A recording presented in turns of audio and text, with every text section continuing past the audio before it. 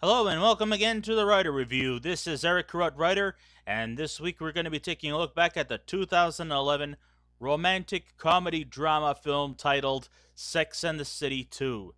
Now, Sex and the City 2 runs for 2 hours and 26 minutes long. It is directed by Michael Patrick King. It is produced by Michael Patrick King, Sarah Jessica Parker, John Melfi, and Darren Star. The script was written by Michael Patrick King, and the story was written by Darren Star based off of the characters from the novel by Candice Bushnell and, of course, the long running TV series, which ran from 1998 to 2004 of the same title. The music was done by Aaron Zigman, the cinematography by John Thomas, and it was editing by Michael Barenbaum. And the stars of the movie are Sarah Jessica Parker, Kim Cattrall, Kristin Davis, Cynthia Nixon, Evan Handler, plus cameos from Liza Minnelli, Miley Cyrus, and Penelope Cruz. Now, look, as a heterosexual guy, I have watched my share of romantic dramas, and coming to see the movie Sex and the City Part 2, I have to say that I don't completely hate Sex and the City 2. I know it was easily dismissed by fans of the show who didn't like the characters and just right away slammed it without really giving much deeper thought as to why. They just completely dismissed it, saying that it was a fallacy on behalf of director Michael Patrick King and the people who contributed to this into making this film, into making these girls go from being the lovable, sex-driven, stylistic, materialistic glamour girls who are smart, strong, independent, and just do whatever pleases them. They didn't like that. They didn't like the whole change in the characters. Now, just because I didn't hate it as much as the critics did, but that does not fully mean that I, for one, liked the movie. I didn't. Maybe not as much as a lot of people, but I still didn't find it to be a good movie by any means of the imagination. And then again, I never had the strong feelings going to see the movie because I never really cared that much for the series.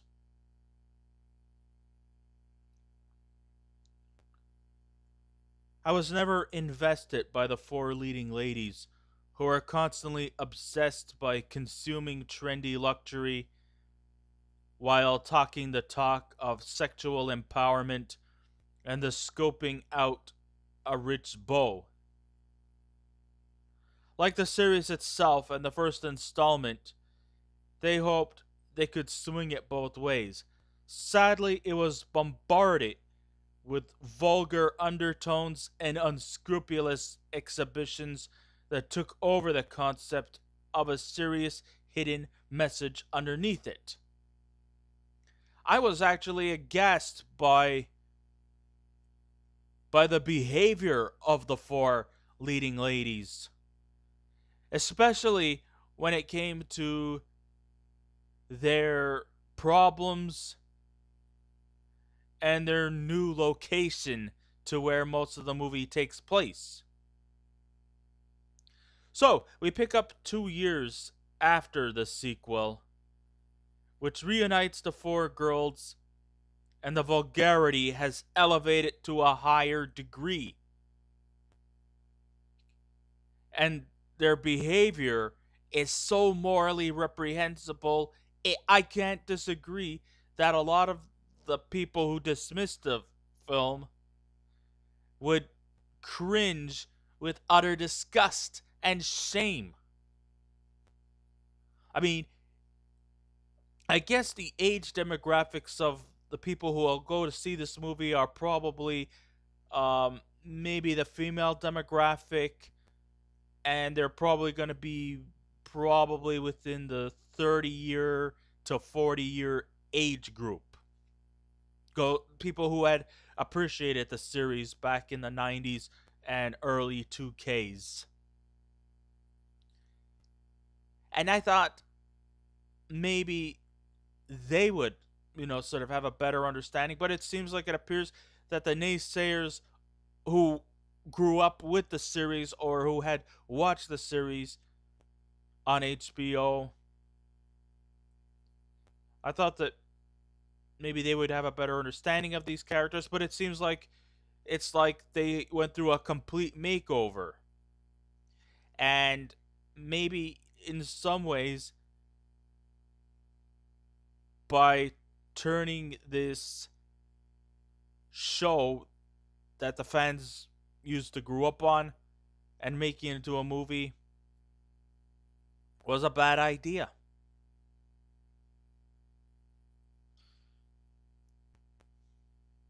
I mean, the first movie was not very good, but the second one was cranked up to an even worse film than the first one.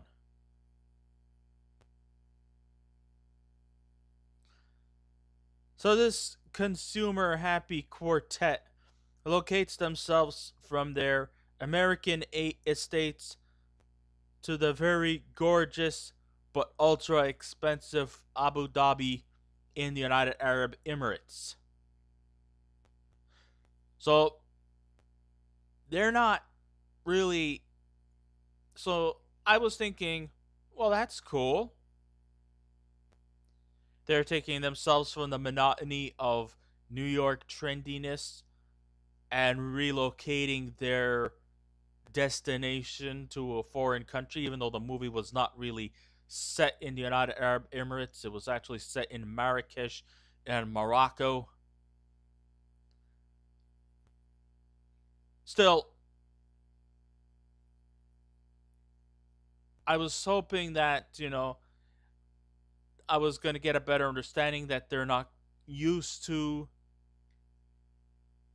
their regular domain through the labyrinth of skyscrapers and trendiness of New York City, and they're struggling trying to adjust to the culture, the rules and the regulations of a new country.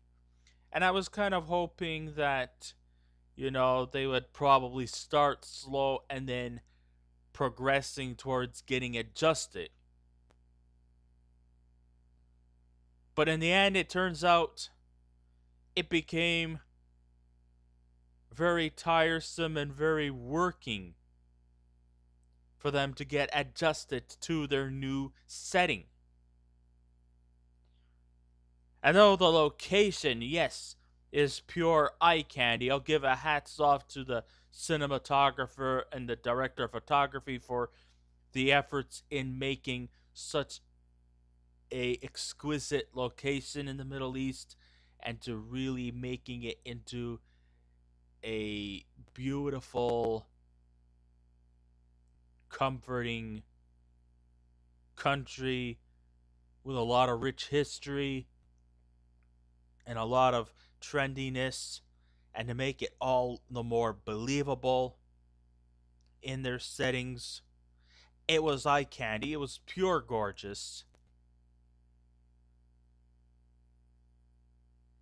But I would have probably felt better just watching an infomercial for 2.5 hours,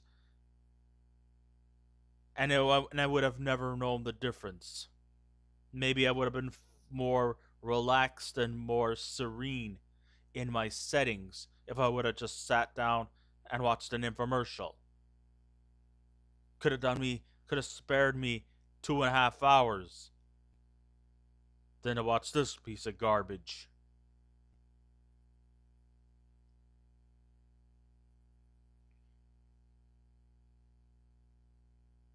I just think that As trendy as it may seem, maybe it would be best if I would have just watched what Dubai looks like without being distracted by the four consumer happy trend setting divas who completely whine and bitch about how their lives are just not going the way as planned. Well, newsflash for you, nobody's life goes as planned. I mean, that kind of makes them feel selfish, condescending, and extremely unlikable, to put it into more polite terms.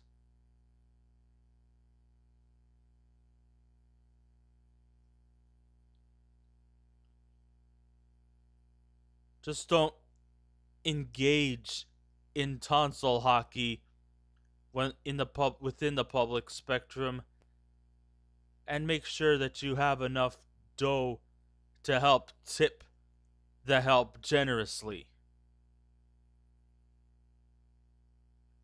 The plot is the same crap that materialized from the series. Only this time, not everything is going well and swell in La Di Doo Land in New York City for the four ladies. Okay, maybe I could probably, to some extent, relate and understand what the characters are going through, but how can I relate to the characters when the characters just don't relate back? You have to give us reasons. You have to give us reasons why we should care about you in order for us to give the care back. But it seems like the characters don't seem to care about other people besides themselves because they're so self centered that if things just don't go well, they'll moan, they'll complain, they'll go through all these neurotic stages, and some of them might be understanding, but others just don't seem to mesh because the characters just don't have that sympathy to make us care about them. So, what are the problems our four ladies are facing? All right, first of all, let's start easy and work our way up. Okay, we'll start off with Miranda, our attorney. She is struggling balancing her career and her family life. I mean, she seems to be overworked, underpaid. Yeah, right, underpaid. And underappreciated. She never has time to see her family. She was supposed to see her son for some science fair project, but she can't do it because of her work schedule. She feels underappreciated because her boss degrades her because of the fact that she's a woman. And she just seems overscheduled and very harried in that. But instead of doing the sensible thing by taking the initiative and standing up to this fucking bastard, what does she do?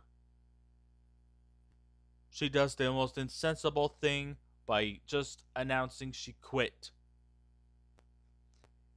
This could have been to her and her friends. This is all just a step up towards women's liberation.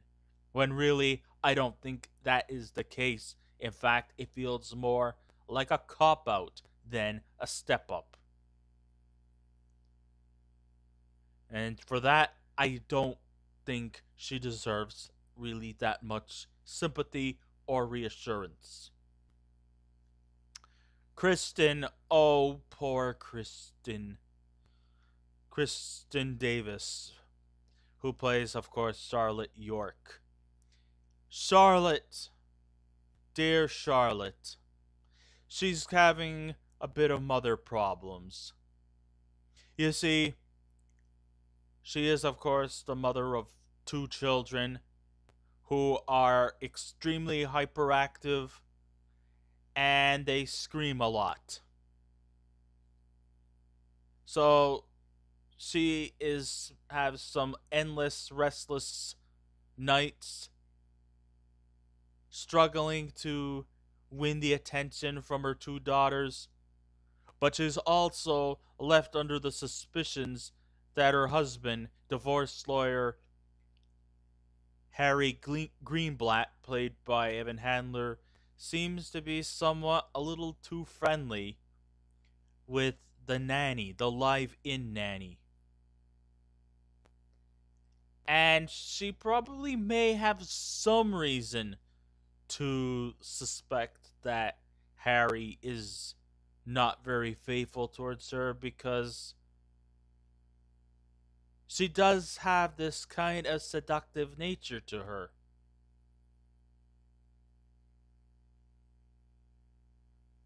It's quite obvious that this nanny is not the typical Consuela Family Guy, stereotypical Latino nanny. No, I stay. No, she's not Consuela for Family Guy. No, no. This nanny is quite attractive. She's also braless. And and her and her boobs, flop up and down like beach balls in July. And because of her seductive ways, she has reasons to be somewhat suspicious that Harry is being too friendly to her. But then again, I think she's just exaggerating. So she needs to find some private time to sometimes just get away from it all. If she could. And then we have Carrie. I'm sure surely Carrie is going all well, peachy keen in her marriage to Mr. Big. Wait a minute. No. Carrie is also going through some problems herself. You see, Carrie has always been considered the party girl, the socialite, the author, and things just aren't going in place with her and her relationship with Big, played by Chris Noth. Carrie um would rather prefer to go out and party and socialize and paint the entire city of New York red.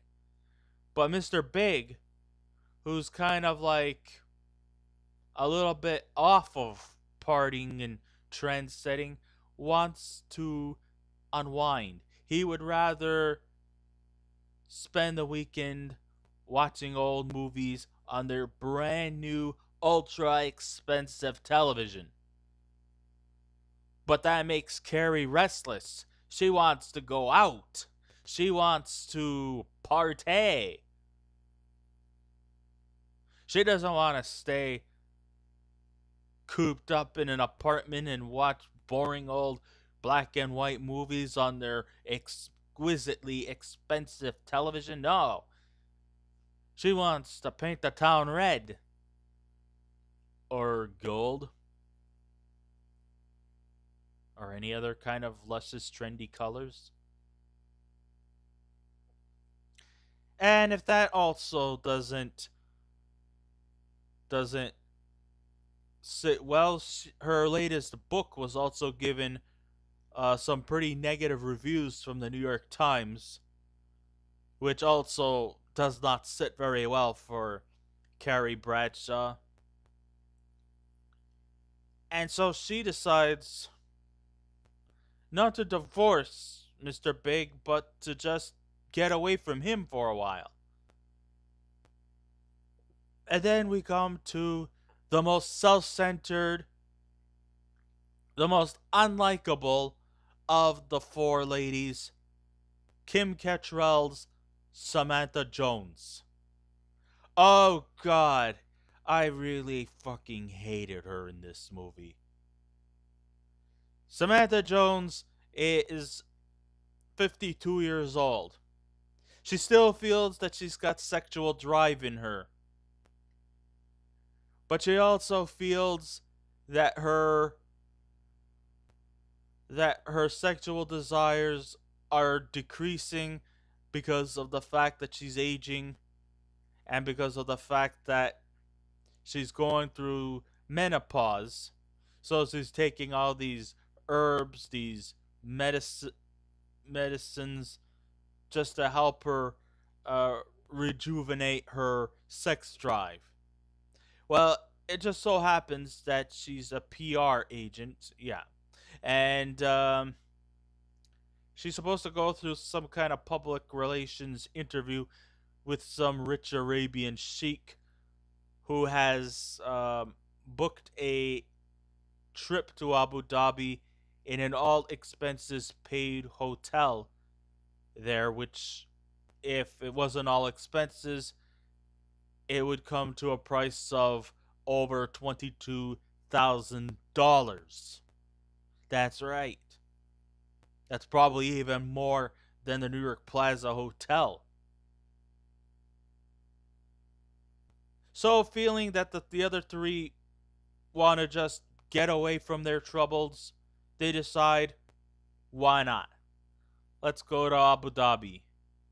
Let's see if we can paint the town red there. But when they get there, I was just so shocked at just how ignorant and self centered these girls are. This is where they go from being mildly self centered and self absorbed to being completely arrogant, ignorant, uncaring, unlikable characters.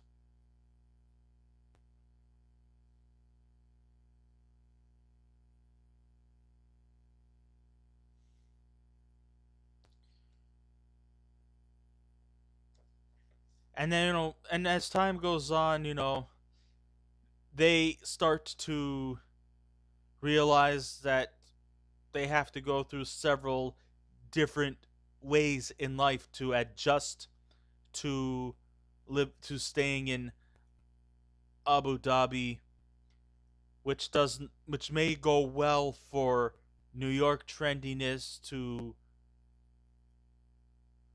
show some skin in the public spectrum, but in Abu Dhabi there's a lot of restrictions.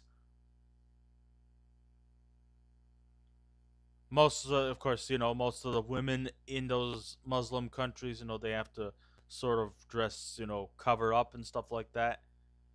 These girls don't seem to mind flashing themselves.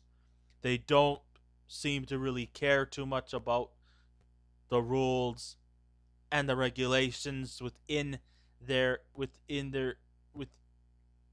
and they within their not it's not in their domain, it's in UAE's domain. Remember, they're thousands of miles away from their home. And basically, they just have never adjusted to the life in Abu Dhabi. There was some scenes where Samantha, of course, was caught having sex on the beach, which put her in prison. And many people think that them standing up to defying the culture, if people think that this was a step towards liberation, you're wrong, because these girls are not liberated. They're not being empowering. They're being ignorant. If you're a visitor in a foreign land, of course it's understanding that you'll have to adjust or get used to the settings. But if you're not going to respect the rules, it's better off if you would have just stayed in New York City and not have come to this trip to begin with. Either respect the rules or go home. It's that simple. But they preferred to disrespect the country, to disrespect the culture, and to disrespect their their moral values. And they went from being likable, materialistic, trend-setting girls in New York City to being vapid, selfish, and really, really uncaring characters. I was just really appalled by their behavior overall. And I think Samantha was the worst of them all. Since she can't really feed off her hormones due to the restrictions of having sex in a Muslim country. And then when the concierge called to say that her PR interview has been canceled and that if they're going to spend the rest of the week in Abu Dhabi, it's going to cost them $22,000 for one night. So then she decides it's time for us to get the fuck out of Abu Dhabi. So, then they had to try to catch the 1 hour flight. And oh god, if they don't get there in time, they're not going to have their first class seats. They're going to have to sit in fucking coach. Well, big deal. If you're gonna try to get back to America, as long as you hop on a plane, what the fuck cares?